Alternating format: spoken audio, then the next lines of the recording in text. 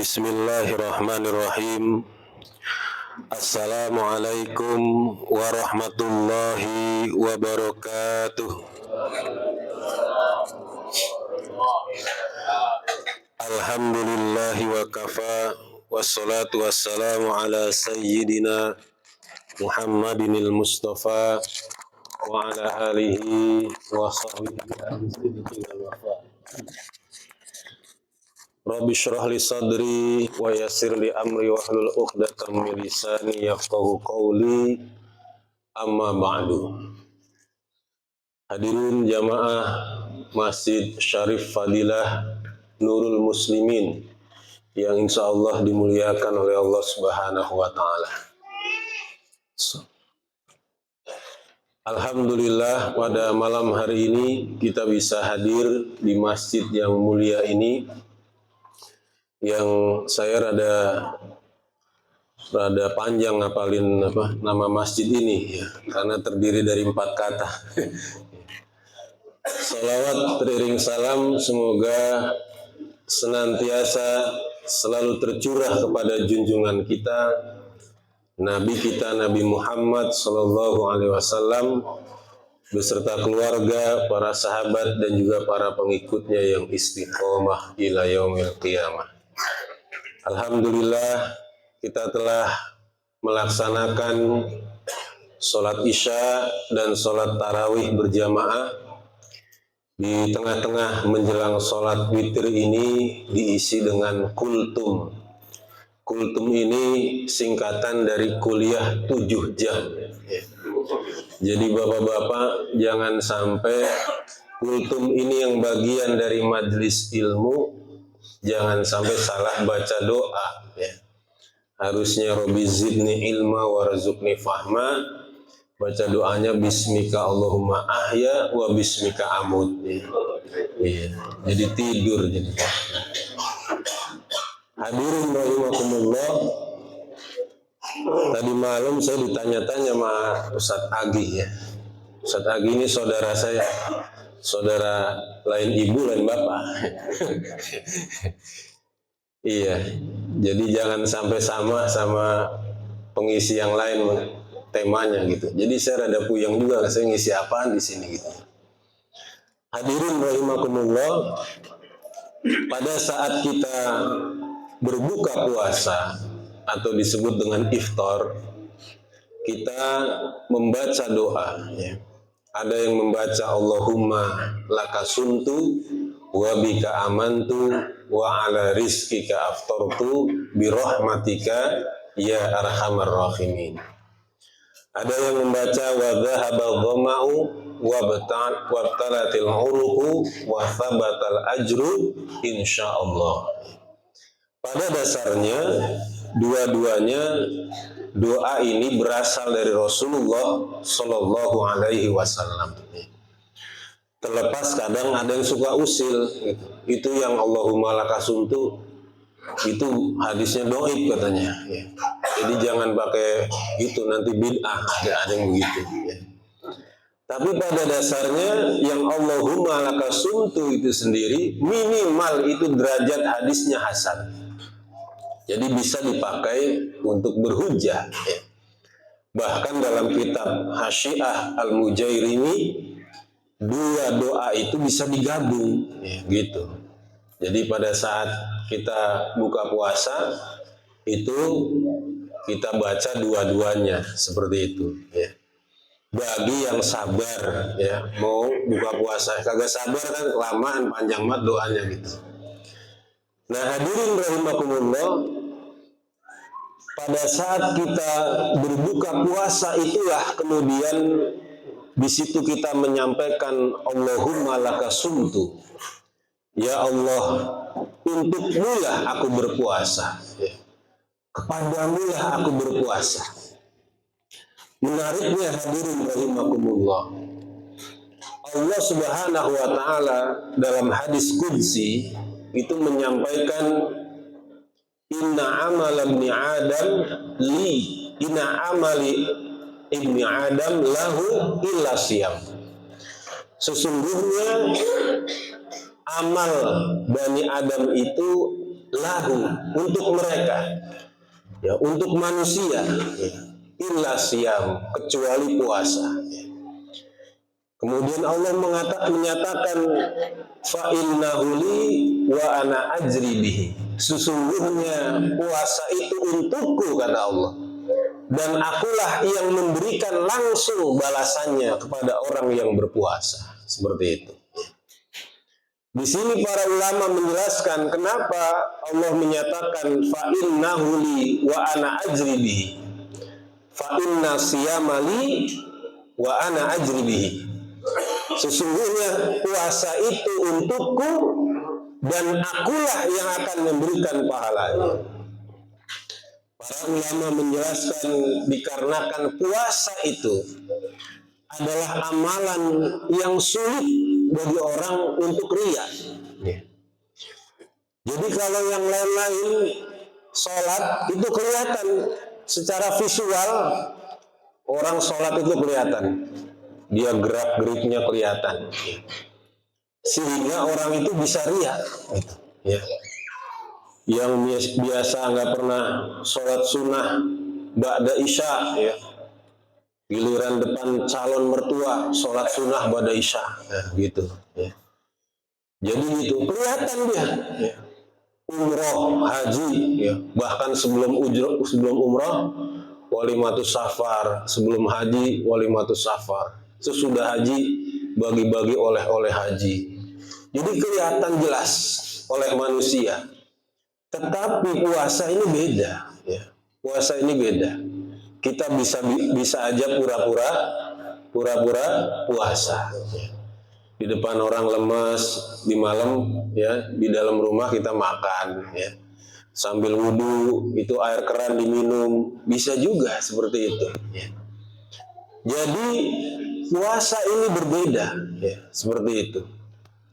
Jadi meskipun orang Kalisari sedoyan-doyanya jengkol, ya, itu kalau belum waktunya maghrib, ya, dia nggak bakal sentuh itu, ya. Kenapa? Karena dia melakukan puasa itu semata-mata karena Allah Subhanahu wa Ta'ala. Maka pada saat kita buka puasa, ya, kita mengucapkan Allahumma lakasumtu, ya Allah, untukmu lah aku berpuasa, gitu.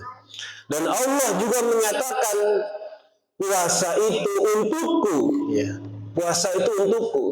Karena puasa itu yang tahu orang itu puasa atau tidak hanya orang itu sama Allah. Berbeda tadi dengan ibadah-ibadah yang lain. Kenapa kemudian juga dikatakan bahwasanya puasa itu untukku dan aku yang akan memberikan pahala untuk orang yang berpuasa? Karena pahala puasa itu terserah Allah. Allah mau kasih pahala berapa? Di luar puasa, di dalam Al-Quran disebutkan man ja'a bil hasanati falahu asyru amsalihha.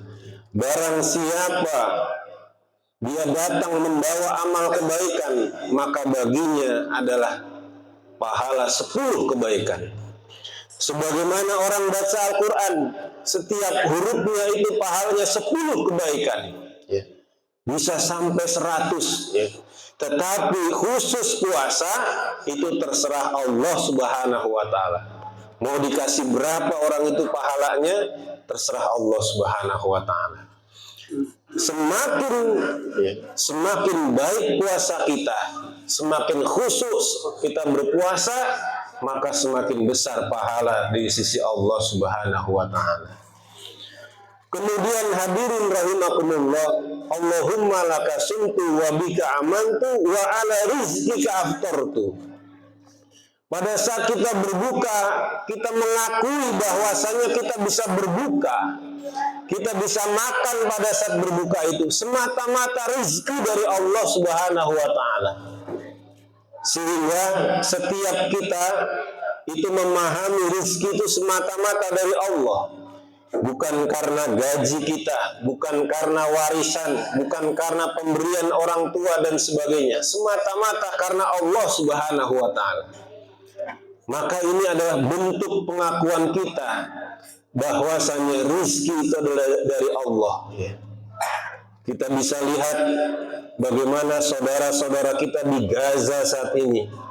Di antara mereka ada yang bertanya, bagaimana hukumnya kami yang ada di Gaza saat ini, sedangkan kami sahur tidak makan, buka puasa tidak makan.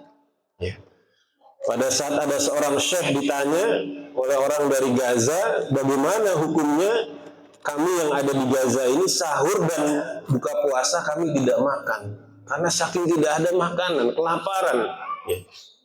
Maka kita yang hadir di masjid ini, maka kemudian pada saat kita berbuka itu, kita kemudian menyatakan wa ala rizkika aftartu. Rizki yang kita dapatkan dari Allah itulah yang kemudian membuat kita berbuka puasa. Inilah yang kemudian kita menjadi optimis dalam hidup, meskipun mungkin sekarang ini bisa dikatakan serba susah, tetapi dengan keyakinan rizki dari Allah itulah kemudian kita masih tetap optimis, tetap bertahan. Beberapa hari yang lalu, sekitar seminggu yang lalu, itu ada sekeluarga lompat dari apartemen di Jakarta Utara dari lantai 22. Bapak, ibu, anak 2 lompat bareng dari lantai 22. Hidup kagak pasti mati, hadirin sekalian. Mati karena sudah putus asa, ya, hidup saat ini. Ya.